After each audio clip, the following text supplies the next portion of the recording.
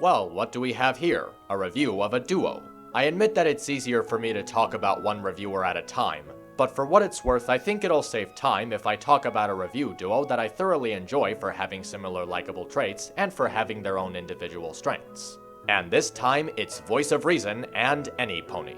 First up is Voice of Reason. Reason is my example of a balanced opinion done right. Whenever he talks about an episode, he does it in a step-by-step process by talking about story, technicals, entertainment value, and the episode's moral in that order. He talks about what works, what doesn't work, and why. And when he talks about it, it's always relatively interesting. What helps to make it interesting is the analysis formula that he uses. By tackling one merit at a time, he makes his reviews well-paced and his opinions towards the episode easier to understand. I actually disagree with him in terms of Dragon Quest being one of the show's worst episodes or Putting Her Hoof Down not being as bad as I believe it is, but I agree with his opinions towards those episodes because his opinions towards them is identifiable, and they actually make sense. His problems with certain episodes feel more like straightforward criticisms instead of an over-exaggerated complaint. Even when he's not doing his traditional step-by-step style, he still breaks down each part of the episode into an order that he can talk about in a way that works. Although he may talk about an episode's weaknesses, he evens it out by reminding himself and the viewer of the episode's strengths. You know, if they have any redeeming strengths. He talks about everything that's worth bringing up in an episode. From the story, to the characters, to the animation, the humor, the emotions, the designs of the backgrounds, and even the music. He brings up so many noteworthy qualities in an episode that it's actually fun seeing how he does it in such a step-by-step formula.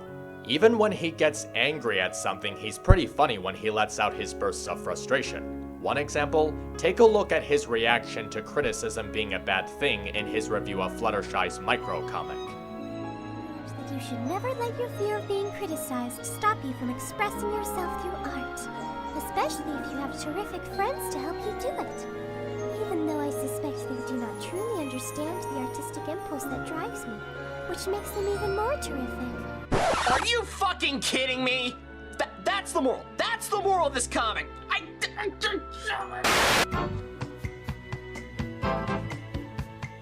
He has this alter ego character named Horror Score, and I gotta say, it is a lot of fun watching him play off this character.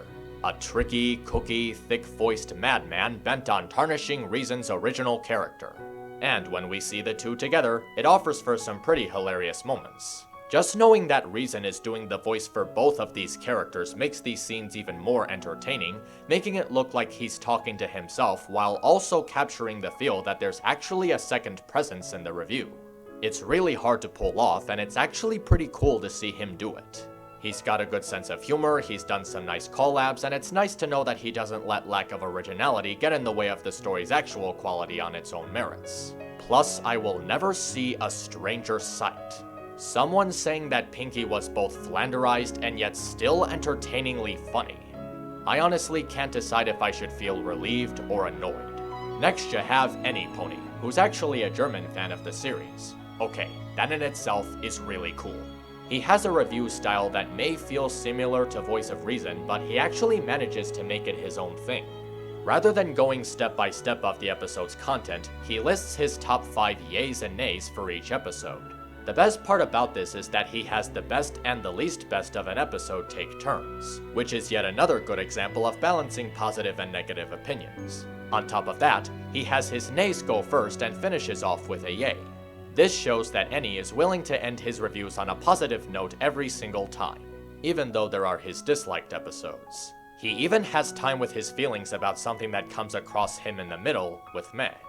Because he makes his analysis on episodes into a turn-based countdown, it makes these opinions easier to understand.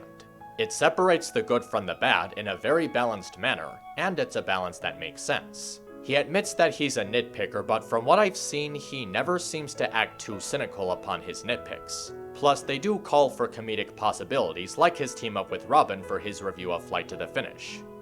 He's also done some videos in which he sits with a few friends as they talk about or watch the episode together. Even if it's not a review of the episode, it's still kind of nice to watch these first impression videos. He's not discussing the episode by himself, he's doing it with some close friends, and seeing all of them having different reactions to the episode is an interesting bit. Compared to Reason, at least in terms of emotion, Any is more mellow, but that doesn't mean he isn't interesting. He seems very easygoing, but still takes his reviews seriously. He seems very accepting of the show's changes, and I love that. With a fanbase so ridiculously divisive because of the changes that they believe made the series worse, it's a breath of fresh air knowing that Any doesn't take any changes in Season 3 or 4 too seriously. Just like Reason, Any goes into very interesting detail to explain why he likes and doesn't like something in an episode. And just like Reason, he brings up every piece of content in the episode, from animation to characters to music and so forth. Hell, he even has his own alter ego. But of course that's not all I have to say about these two. For whatever reason, I always thought of Voice of Reason and Any Pony as a perfectly matching duo. Maybe it's their personality, maybe it's their style of reviewing an episode, but whenever they get together, they work off each other very well. From the crossover review of Reason's most hated episode to their crossover of Twilight's Kingdom, these two make a really good team. I actually wish they did more collabs together. I will admit, however, that they do tend to have their little off moments. Their most notable one, at least for me, is their thoughts on the design of the Rainbow Power.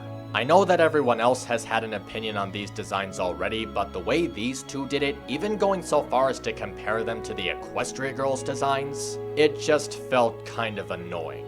But honestly, I'm just kind of stretching it at this point. Voice of Reason and Any Pony have a lot of common likable traits, and they do very well when it comes to reviewing the show. But even if you were to take the two apart, they both work great. They have a good style, a good sense of humor, a good formula, and a really great attitude towards the show's new direction. And those glasses wouldn't look better on anyone else. Well, 2 seasons done and we get a satisfying conclusion to what many considered a risky story arc. Story arc. I just got an idea. Follow me if you want to see what I'm talking about. Has this something to do with your plans to close the rift forever? Kind of. You'll see.